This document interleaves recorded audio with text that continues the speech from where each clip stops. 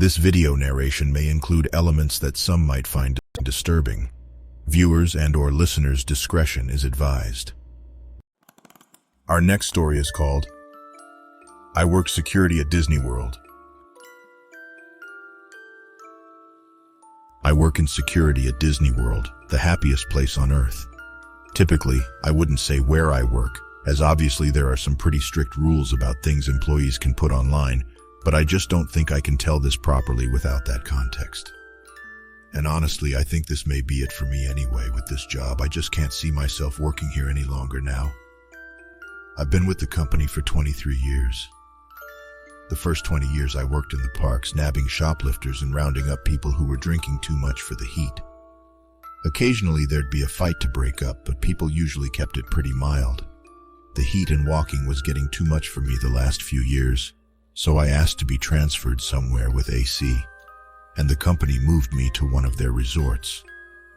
While the working conditions were 110% better as far as climate and comfort go, the guest issues were trickier, mainly domestics. I guess the expensive and stress of vacation got to a lot of people, and I'd be called by neighboring rooms because some mom and dad were yelling at each other. I'd try to suggest they take a nap, or go do separate activities for a bit, and that would usually calm them down. But none of that is what I'm here for. I've got to get this out while I have time. 3 days ago, I got a call from management.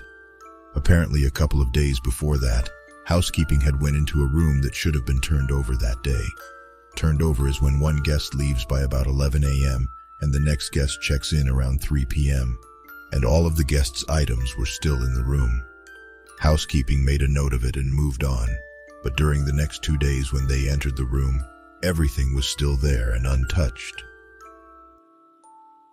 I went to check it out, and sure enough, there was an empty room full of luggage, clothes, snacks, some toys, everything a family would need for vacation. The manager had already looked up the previous reservation, and it was for a family: dad, mom, 2 little kids. I tried to call the phone numbers they had given, but all I got was voicemail. We were a bit stumped, so I made the call that housekeeper could clean the room and take the family's personal items to be held until we got in contact with someone. I went digging into the reservation more. The family had arrived 5 days before housekeeping discovered all of their stuff. I found that the family had paid a parking fee and their vehicle description was listed.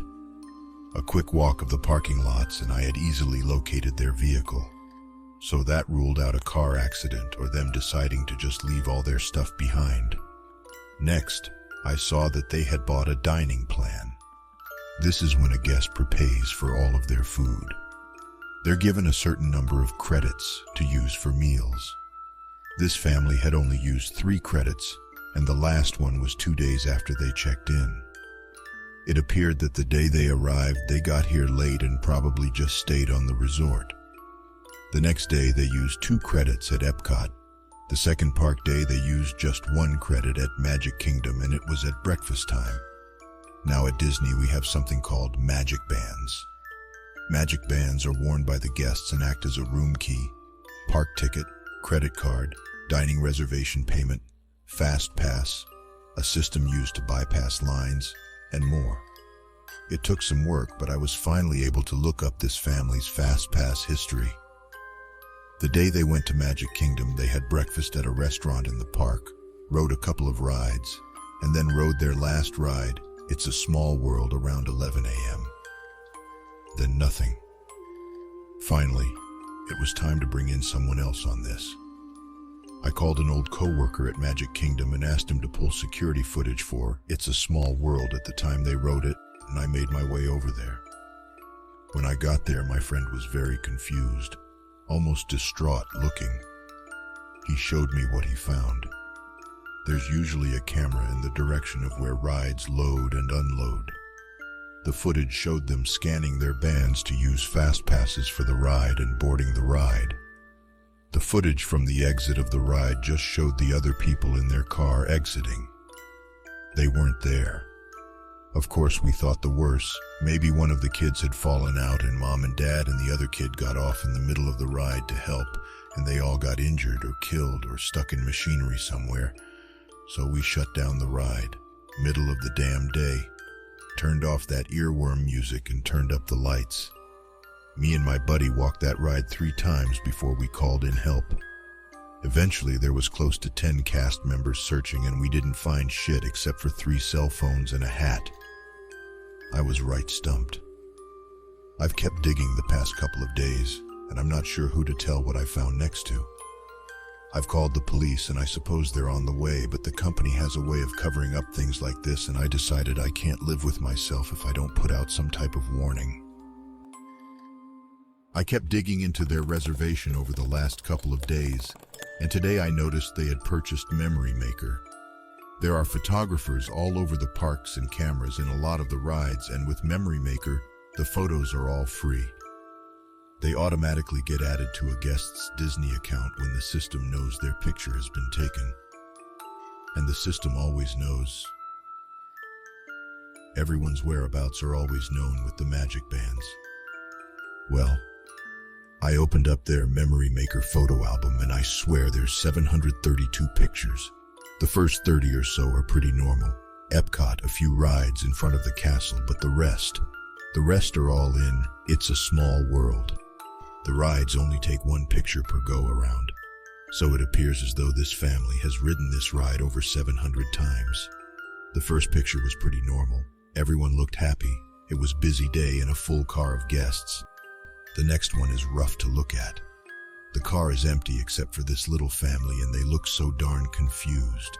The next 10, 15, I can see Dad getting angry, yelling. Mom is holding on to those 2 kids like her life depends on it, and you can see the kids getting increasingly upset, crying. And it goes on and on and on. After 50 or so, it looks like they're trying to get out. In one, the dad is missing. In another, they're all gone. Maybe like they've bailed early in the ride and tried to walk out, but in the very next one, they're all right back in that damn car. After around 450 or so, I only see the mom and kids. It's just when I look closely I can see Dad, maybe just his body now, slumped down in one of the other seats. Since about 675, there's just Mom and 1 kid, another body in another seat. The mom and kid aren't moving anymore. I think them 2 are still alive, just damn near catatonic, looking straight ahead, pale. And y'all, I swear on my fucking life, the dolls are moving or something. In some of these pictures I can tell they aren't where they should be. I even saw one with a doll in the car with this family. I can't look anymore or I'm going to lose my lunch. I closed the album. Its file size has increased since I closed it. God, are there new pictures being added? I see on security cameras that the local PD just arrived, so they'll take over soon. I wish I knew what the fuck is going on, but I also wish this damn thing had never landed in my lap. I don't think I'll be able to update this. After I talk to the police, I think I'm going to walk out of here and never come back. I just wanted to get this out there before Disney feeds the media some bullshit cover-up as to why a whole family vanished. They didn't vanish. I know where they are. I found a weird chatbot. A couple of weeks ago, I stumbled upon a strange post on 4chan's X board. The OP of the thread said that he found some strange comments under random articles online. No one had reacted to the thread yet, so I decided to check it out. For as long as I can think back, I've been scouring the internet for weird and strange things. To be honest, I didn't believe there was much to it, but I was kind of bored. The comment itself was nothing but gibberish. It made no sense at all. Maryland, strange, river, lost in dark, cute dogs, love nature walk, long, Tokyo City, many times, want, Japan, all high, no one, flowers, birds, like play inside dark, no one here, out. I was hoping it might be some strange cryptic message, but it looked more like someone had been toying around with Google Translate. I played around with it a bit, but I soon lost interest. I made a quick reply telling the poster that it was most likely nonsense. Later on, I saw that the guy had posted once again. He wrote that he'd thought the same thing at first.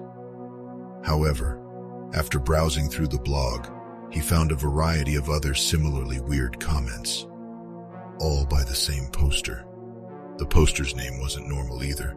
It was merely a string of numbers. All the comments were similar, utterly cryptic, and made no sense at all. We soon started to talk on Discord since 4chan can be a bitch about link sharing. He sent me some of the articles with comments, but told me there were dozens more on that specific blog. He'd even found others all over the internet. At first he thought it completely random, but there seemed to be a pattern. All of the comments were below articles about travel, nature, and animals. Our conversation continued on for a while, and we started to make wild guesses on what was going on. Our theories were as outlandish as they were dumb, but at least we had a bit of fun and could let our imagination run wild. By then it was pretty late though, so I went to bed. It was the next day that I found a couple more messages from my new friend on Discord. The first few were about other blogs and websites he'd found comments under. The last message was where things got interesting. He said he'd discovered a link, or at least part of a URL, under some of the comments. After toying around with them for hours, he somehow figured out the full URL. I've no clue how he did it. The page took forever to load. Once it was done, it was nothing but a list of URLs. When I clicked one of them, it sent me to yet another article with a similar comment below. That's when I was hooked. There had to be something going on here. As I started to scroll down the page, I realized that there were hundreds, if not thousands, of articles. Every single one I clicked had one of those weird comments. It was by sheer accident and wild clicking that I found something else. I was sent to a blank page with nothing but a simple entry field on it. There was no description on the page, no text, nothing. Only this one simple entry field. When I clicked it, I saw that I could type something into it. I typed a simple hello and pressed enter to see what would happen. A second after I'd sent my message, Hello. popped up on the screen below the field. Who are you? I typed into the box. Another short little pause before I got a simple, I don't know. It was evident that I was dealing with some sort of chatbot similar to Cleverbot. I toyed around with the thing for a bit. While most messages prompted normal or silly answers, some were a bit weirder. Here are a few of the answers I got. What's your name? Toby. How old are you? Time is not real where I am. Do you like books? I cannot see. Where were you last night? In your mom. XD. At first I thought it was merely programmed so that specific keywords would trigger these weird cryptic messages. Then I decided to ask some of the questions again to see what answers I'd get now. This time they were different. How old are you? 9. Where were you last night? In the dark. So far it was nothing too weird. I reasoned that it was a less sophisticated version of Cleverbot. I asked a few more questions, but the answers were mostly silly and nonsensical. Then I got yet another cryptic one. Where are you? In a different place, one that exists nowhere. I really checked it off as a shitty AI, and that was it for me. There was one last reply, though, that sent a shiver down my spine. Are you alone? I'm never alone. The men in the walls are always watching. Reading something like this out of nowhere can be a bit creepy, unsettling even, especially when it's the middle of the night and you are all by yourself. I decided to ask another question. Who are the men in the walls? You are in a wall. Well, guess it's back to nonsense. It was at this point that I stopped toying with it. I sent a quick message to my new friend about my findings, and after that I watched a couple of YouTube videos and went to bed. When I got up, I had a few new messages. The guy wrote that he thought the same thing as me. Nothing but a shitty chatbot that someone must have put together. It might have even incorporated Cleverbot and added in random cryptic messages every once in a while.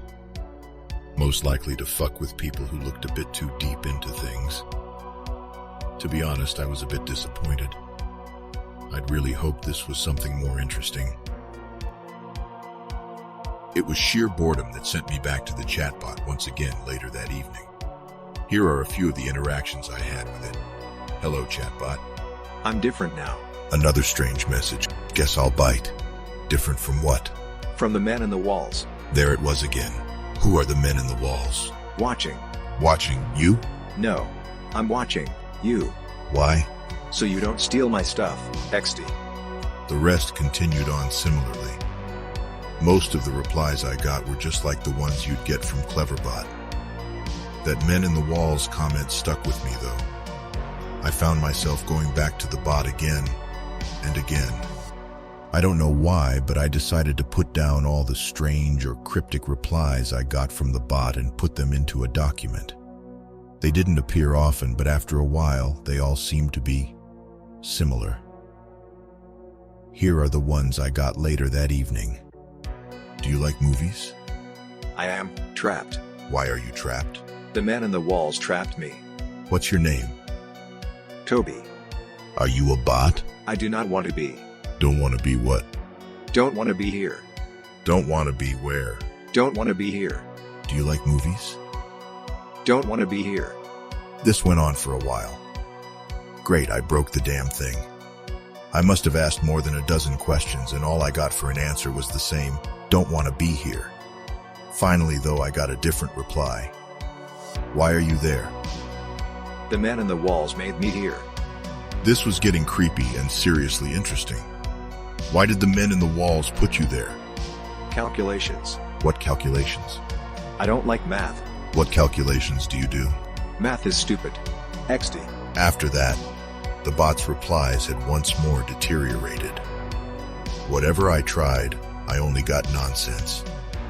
I decided to try some of the messages I'd sent the bot before that had gotten me weird or cryptic messages, if only to see how it would react. How old are you? There is no time here. Where are you? In the dark. What's your name? Ko-o-o-obi. How old are you? 9. Can you see anything? I can do nothing. Why can't you? Because the men in the walls trapped me in a computer. Okay, we've officially crossed the border into Bizarro Land. Why did they trap you? No. You are trapped. Why did the men in the walls trap you? To calculate. I sat there reading through all the messages I'd sent so far, and I couldn't help but be creeped out. There were so many that made no sense, but some stuck out. In the dark. Toby. 9. Trapped in a computer. To do calculations. I can do nothing. Time is not real where I am. Because the men in the walls trapped me in a computer. It was just nonsense. It had to be. Someone was probably sitting at home, sliding me these weird messages and laughing their ass off. Yet I tried again. What are you? Human. No, you're a bot. Help me. What do you mean? Help me. Why do you need help? Help me. Are you Toby? Help me. Whatever I entered now, all I got was help me. It was at this point that I closed off the page. I shook my head, yet I couldn't help but shiver. Someone was definitely doing a great job at scaring random people on the internet with this thing. That day I sent my new friend a message about the weird things I'd encountered on the chatbot. I didn't wait for an answer and went to bed. When I checked my messages the next day, I got one from him. Interesting, but the bot seems to be gone now. There's only a message on the page that's saying the bot is discontinued, I read. After I read his message, I quickly opened the chatbot again, but he was right. The entry field was gone. Instead, the only thing on the page now was simple text. Thank you for participating in the testing of our new AI bot. Your data will be very useful in our further development. The version of the bot you used has been retired. We'll be happy to be back with a newer version in the future. Well, I thought, that's that. I closed the page, but something didn't feel right. Why the help me? Why all those weird messages? Had the bot learned it from someone else? I'd never triggered a reply like help me or I am trapped from Cleverbot. I went back to the page that contained the URL list. I scrolled around, but as I'd expected, there was nothing new. Only the same old links, nationalgeographic.co.uk, wanderlust.co, nomadicmat.com, attackoffthecute.com, and other similar pages. I slowly scrolled through them all. It was after almost half an hour that I found a different URL that was buried between the rest of them. The domain name was weird, consisting only of random numbers and letters. I clicked the link and a new page opened up. At first, it was just a blank page again, but it was still loading. After minutes of waiting, the page finally loaded. I had no clue what it was, though. It seemed to be a scientific document. As I scrolled through it, I had no idea what I was reading. There was so much scientific mumbo-jumbo. The little I understood made it clear that it was a document about AI programming. There were many chapters about topics like neural networks, game theory, and deep learning.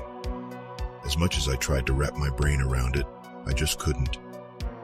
There was one part, though, that caught my interest. In the later chapters, the topic of man-machine combinations was mentioned. It talked at length about the process of combining the human brain with a computer-based neural network to create a more advanced AI. I read part of it, but it all read like a freaking science fiction novel. The more I read, the more my head started to hurt. When I reached the end of the document, I found hundreds of comments. The first one was from the beginning of 2014. All of them were written in a similar scientific fashion. Some mentioned different stages and iterations of some weird project. It took me minutes before I got to the current year. When I finally reached the end, I found one last comment written just the night before. It says, "Help me." I stared at it for a long time. So many things were on my mind, but none made sense. I scrolled up and down in the document again to read more of it. It wasn't long before the page refreshed itself and I got a 404 page not found error. When I tried to re-access the link list, none of the links seemed to be working anymore. When I refreshed the page, I got the same result, 404 page not found. The same is true for the page of the chatbot now. I don't know what I stumbled upon there.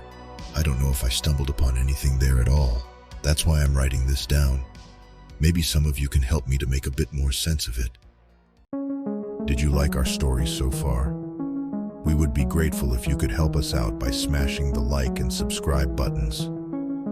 Your support would mean the world to our small channel, and we promise to continuously improve and provide you more contents like this.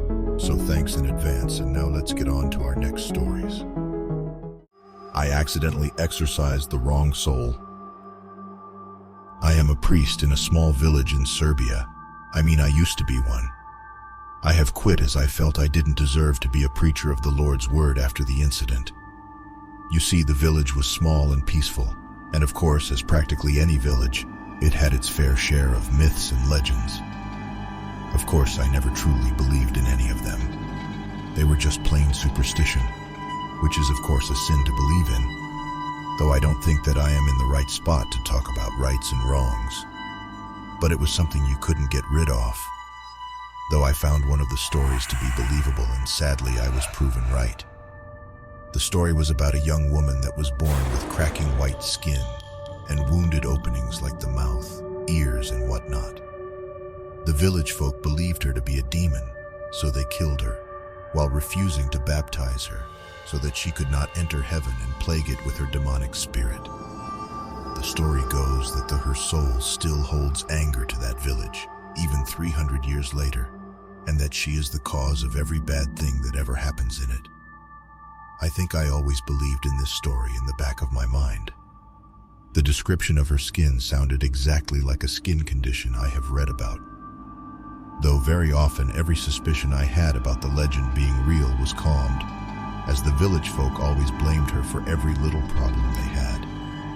It happened so often that it was just another phrase without meaning. Someone's 25-year-old car won't start. Blame the Vrazatina. This would probably mean something like female devil to you English folk. Someone's chicken escaped after they forgot to close the gate. Of course, Vrazatina's fault. Let me ask you a question now. Do you believe in people being possessed by demons?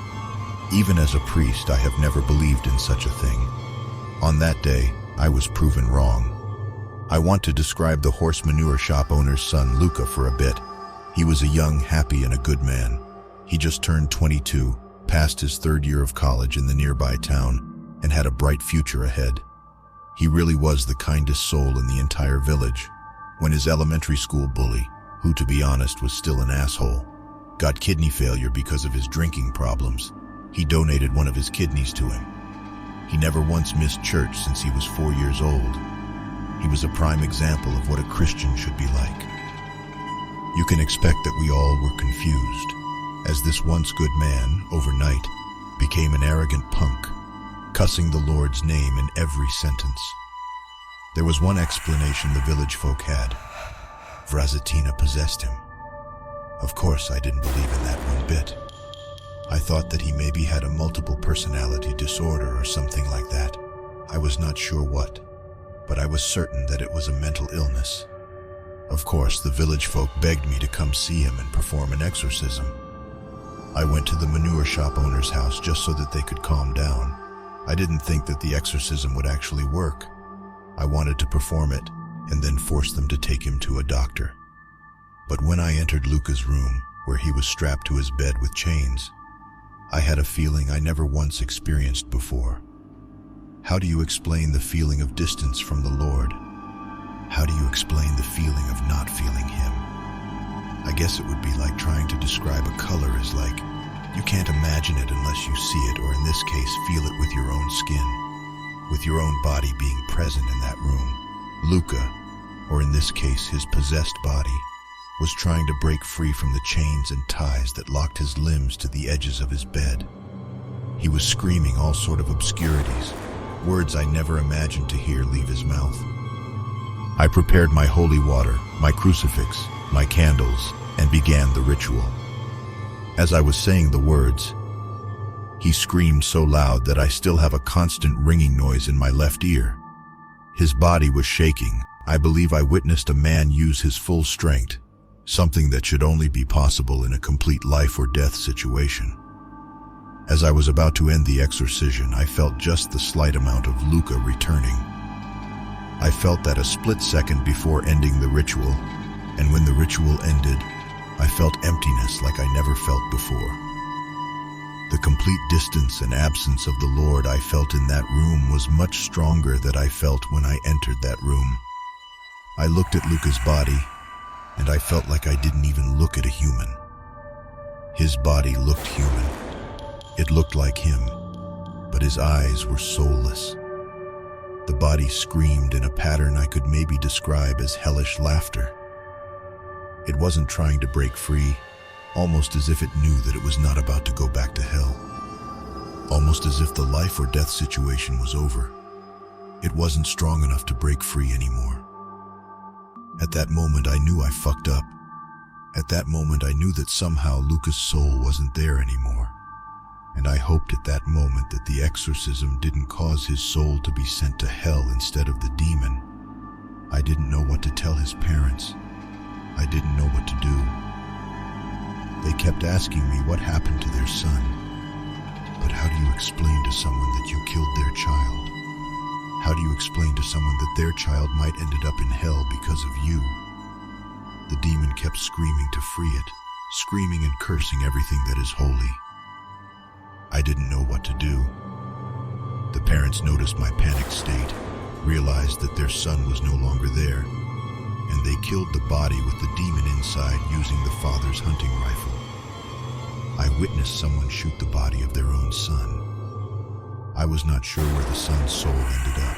I thought only God could decide between someone's final destination, but this seemed like the demon bent around the rules.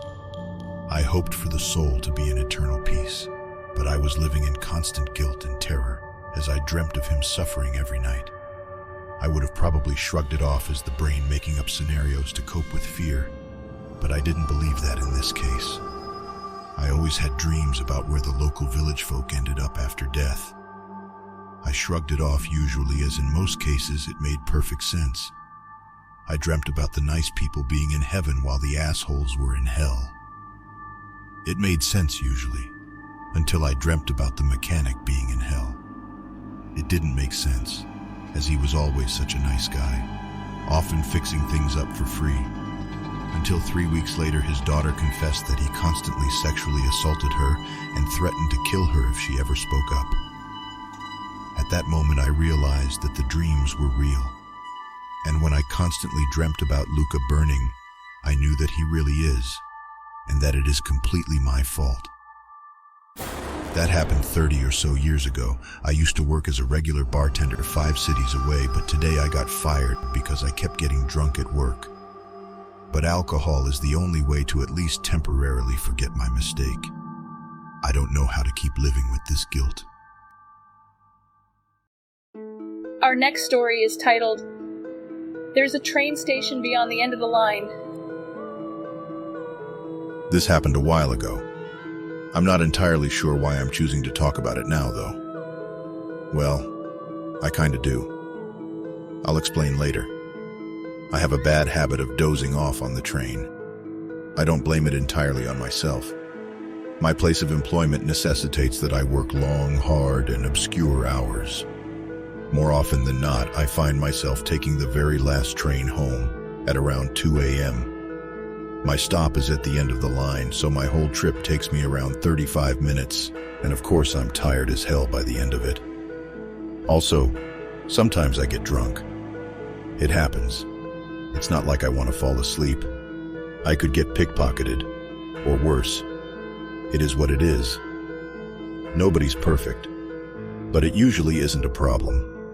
Like I said, my stop's at the end of the line, so the driver would always wake me up when he came by to do his inspection of the cars. This has become such a routine that I know each and every one of the nighttime drivers by face. There's only 3, though. Not much of a feat. One of them is a quiet, gruff-looking gentleman in his mid-50s. One was even older, a South Asian man appearing to be in his 60s at least. The last guy was younger, possibly mid-20s. This guy always had extremely messy hair. This roster of drivers had remained the same for the past 3-4 years. All super nice guys, mind you. I had no reason to complain. I knew these people and I was comfortable with them. I expected to see them. So you could imagine my shock when I woke up to see an unfamiliar face staring down at me one night. I'd been out drinking and was about 2 or 3 beers away from throwing up my insides. Safe to say, I was not in the most alert state. It was still a jarring sight nonetheless. This guy must have stared at me for 10 seconds straight without saying a word. His appearance certainly didn't help either. I'm not one to judge looks, but this dude was beyond freaky. Have you ever seen Lost Highway? Remember that phone call scene with the mystery man? Well, that's roughly what he resembled. A bit younger, though. His face was nearly ghost pale and his eyes were wide and beady. His smile was unsettling at best and insanity-inducing at worst. On top of that, there was a hole in his neck. A fucking hole. I could see straight through it. You've reached the end of the line, he said. His voice was normal enough, especially given his throat, but his tone sounded like the one a child would make when he knew about something that his friends didn't. Yeah, sorry. Guess I dozed off again. It took all the strength I had not to focus on his neck hole, especially if the other option I had was to look into his eyes. He stopped leering at me and stood straight. He must have been about 6'6" or 2 meters tall. Also, strangely muscular for his height. An intimidating presence, to say the least. He stood still for a moment, trapping me in place. I was expecting him to say something after all, but he didn't. Instead, he just took off. After taking a second to adjust to the weirdness, I got off and began walking to the doors. I'd never been more ready to go home at that point, but the door didn't open. I pressed the button, but nothing happened. What the hell? I muttered, concern starting to rise in my chest. It hadn't even been 15 seconds since the driver got off. It didn't take long for me to start shoulder checking the door, and then I started yelling. There were only two things on my mind at that point. This door better open the fuck up, and this train better not start fucking moving. It was my lucky day. None of those things happened. "Hello, driver," I yelled as the train departed. "What the fuck? I'm still here." Unfortunately, I was in one of the middle cars, so he couldn't hear me. One of my co-workers, Alan, had been on the train with me before I passed out. I also knew for a fact that he also got off at the end of the line, but I was alone. He was nowhere to be seen. I continued slamming on the doors and pressing the emergency stop button, but one thing was quickly becoming certain. This thing wasn't stopping. I sat down, resigned to my sudden fate. What the hell's going on? I thought to myself. The situation was truly bizarre. The driver would have had to sprint to the cab, prevent the doors from opening, and then drive off. This was all with the knowledge that some guy might still be on the train. What the fuck was his problem? Truth be told, I had no idea where trains went after hours. I just hoped that it wouldn't be too far. After all, my city wasn't huge, and the tracks had to end at some point. I looked out the windows, but it was mostly dark. A few buildings still had lights on, but not many. Not surprising in the dead of night. I tried calling Alan, but he wouldn't pick up. I cursed again. 15 minutes passed and I was starting to lose it. What the hell is shit, I thought. We were approaching the edge of the city. I was 99% certain that the tracks did not extend this far. It felt like I was having a fever dream.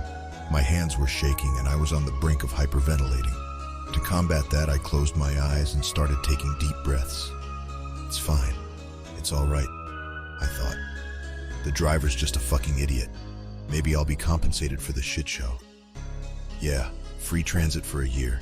That's the least they could offer me. After calming myself down, I opened my eyes back up. It was still dark. I nearly screamed in frustration. I felt around me, confirming that I was definitely still on the train. But why were the lights off? It sounded like we were going through a tunnel, but even tunnels had lights. None of them were pitch black all the way through. Something else was bothering me as well. The vague sensation of a presence sitting right across from me. I sat utterly still for what felt like 5 minutes. Eventually, the train lights came back on. It was still empty. Even my mind was starting to play tricks on me. I looked out the windows, but it was still black. I took my phone out and dialed 911. It rang a few times before somebody picked up. "Hello?" I said. "Hello?" Nothing, just breathing on the other end. "Can you say something?" I screamed into the phone. Somebody finally responded, but it was in a language I couldn't recognize. Not just one I didn't understand. I know what French sounds like, even though I can't speak it. I'd never heard this dialect before in my entire life. I could only describe it as serpent-like. The mere sound of it made my skin feel like something was slithering beneath it. I hung up and buried my face into my hands. "This is not happening," I muttered to myself. I repeated this, hoping that it would cause me to wake up. It didn't really feel like a dream. Then again, we don't really know what dreams feel like, do we? Soon enough, the train came to a stop. I was glad, of course, but at the same time, I wasn't exactly excited to find out where the hell I was. I looked out the window. I think my heart nearly stopped. I didn't know what the hell I was supposed to be looking at. It almost resembled a desert, but a post-apocalyptic one. Everything was gray, including the sky. There were gigantic trees scattered throughout, along with massive vortex-like pits. Large, hunched figures wearing baggy black robes also dragged themselves across the sand. I couldn't tell from so far, but it almost looked like they had beaks coming out of their faces. "We've arrived." I jumped at the sudden outburst. I turned around, seeing the driver standing at the door, smiling at me.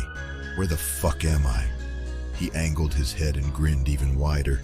"You'll want to get off before they get on," he said. "The next station is not for you.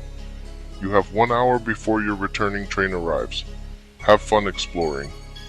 He started to leave, but turned back before he did. "Also, don't go out into the desert. This time, the door stayed open after he left. The place we'd arrived at looked more or less like a regular station, if not a bit outdated.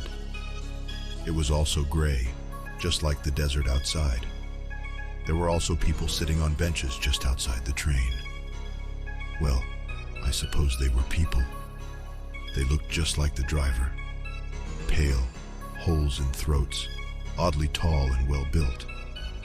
One of them suddenly got up and began approaching the train. I remembered what the driver had told me and immediately got off. From there, I ran the length of the train, finally spotting him in the driver's cab.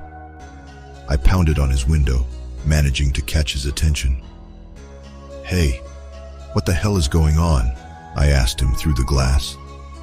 I wasn't sure if he didn't hear me or if he was just being a huge asshole, but he just grinned at me and waved. Seconds later, he started driving, leaving me in that godforsaken place. At the very least, the station was now empty. I walked over and sat on one of the benches. I took my phone out and tried checking the time. I say tried because everything on my screen was now in gibberish, presumably the language that I'd heard earlier. 1 hour. I just had to wait for 1 hour and then I'd be back. Or I'd wake up, hopefully the latter. But before it had even felt like 5 minutes, something wandered onto the platform. I didn't look over at it. However, I was sure as hell this thing was looking at me. From the corner of my eye, it appeared like one of those hunched figures that had been out in the desert. I saw it shift in place before it started squawking like some kind of fucked up demon bird. I left almost immediately as it did. So much for my plan of sitting still. I saw a set of stairs going up and headed towards it. Once up, I found myself in what looked like a regular terminal. But just like the platform, it was a bit off. The architecture was hard to identify, definitely unlike anything I'd ever seen before. It was almost retro and futurist at the same time, with large banners and monitors displaying strange symbols set up just about everywhere. It's like they hired a doomsday cult to design the place. The place was populated by more of those neckhole people. Thankfully, they didn't seem to acknowledge me. I decided to walk around for a while, hoping that the hunched thing would be gone once I headed back down. Maybe a minute later, everybody stopped and directed death stares at me. Their expressions were so full of malice that I could feel my skin begin to crawl. I noticed that some of their eyes weren't directed at me, but at the space behind me. I slowly turned my head, seeing that the hunched creature had followed me up. I got a good look at it this time. I will probably never forget the sight of it. I was right. It had a beak, a large one. Its face nearly resembled some kind of alien bird-human hybrid. I stood still and began silently praying, not sure for what exactly. Almost in unison, the people opened their mouths to an unnervingly wide degree and began screaming. If this was a nightmare, this would have been the moment I woke up. But I didn't. The people began boxing me in, still screaming like damn banshees. I would take a step forward and the crowd would move with me. The creature was also hot on my trail the entire time.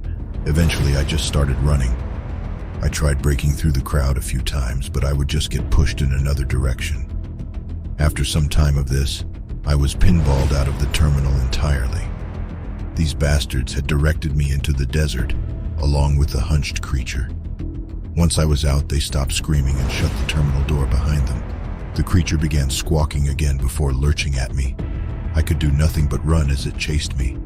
Soon enough, every single creature in the vicinity was also on my ass.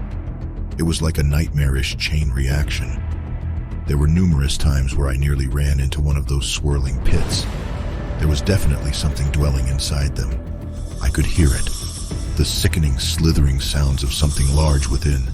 There was no end in sight, and it was obvious that I couldn't run forever. The creatures started getting closer and I could see them up close. Their beaks were wide open with long, spiky tongues hanging out of them. The sight of it pushed me to continue running, but I wasn't superhuman. My lungs gave out before my legs did, but right before that, I could see a figure walking towards me. Not one of those hunched things. It was somebody familiar, but I passed out before I could find out. When I woke up, I was back on a train. I reeked of sweat and my joints ached, but I was nevertheless happy to be alive. But what the hell happened? I thought. I told you not to go into the desert.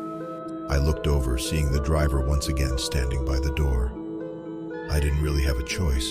What the fuck's wrong with this place? I said. The driver raised an eyebrow at me. I thought you would have come better prepared. That's usually the case. Better prepared? I asked, taken aback by the statement. What the hell are you talking about? I never planned on being here, whatever the goddamn hell this place is. This time he was the one that looked confused. Is that so? Well, I doubt that you found this place on accident. Maybe something else is going on. Once you're back in your world, I advise you to be careful. This is a dangerous game to play. Well, I better get going. Wait, I said. Why'd you save me?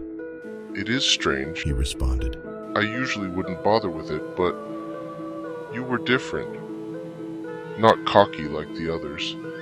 It was a breath of fresh air, and I appreciated it. He walked off the train, leaving me with about 1,000,000 questions. I didn't bother chasing after him. At that point, I didn't have the will or energy for it. I just sat tight. Soon enough, the train started moving. Just like they had on the way there, the lights went out again. But it wasn't a problem. Soon enough, the train arrived at the end of the line. The actual end of the line. I checked my phone. It was in English now, displaying 2:15 a.m. I couldn't understand how such little time had passed, but then again, I didn't understand a lot of things from that night. When I went into work the following Monday, I was still in a state of relative shock. I didn't want to believe what had happened, but it certainly wasn't a fucking dream. Maybe my drink got spiked at the bar or something. Talk about a delayed reaction. But deep down, I knew that any kind of reasoning I could conjure up was just a cope. It was an inexplicable event. I just had to accept that and never fall asleep on the train again. I saw Alan at lunch that day. I was tempted to say something about what had happened, but opted not to. I didn't want to be that crazy guy at work after all. Totally sorry for dipping on Saturday, man. He said to me. I had to get off at an earlier stop. My sister lives downtown and she was having some kind of emergency, like, geez, right? He chuckled. I just nodded. So anyways, He continued. anything interesting happened on the train? I didn't like his tone with that question. It was almost as if he already knew the answer and just wanted to hear me say it. Also, if I'd been asleep, then why the hell would he not have woken me up before he left? Something wasn't right. Nothing noteworthy, no. You know how boring this city is? His smile slowly faded. Oh, okay. Why do you ask? He shook his head. No reason. Just glad you made it home safe. That conversation shouldn't have been anything substantial. But given the circumstances, it made me wonder. I've been working from home for a few weeks now, so I haven't seen him since. But he sent me a text last night. Hey man, let's go out once this is all over. Go crazy. You down? I put my phone down and thought about what the driver had told me. I doubt that you found this place on accident. I'm starting to think that I didn't. Thanks for tuning in to Enigmatic Episodes and for lending us your ears as we shared these spine-tingling tales.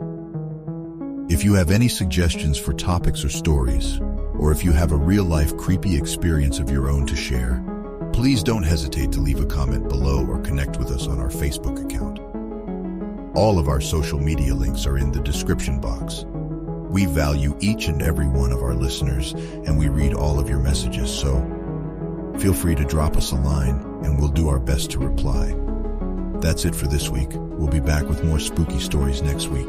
Again, my name is Lucas, and you've been listening to Enigmatic Episodes. Thank you so much.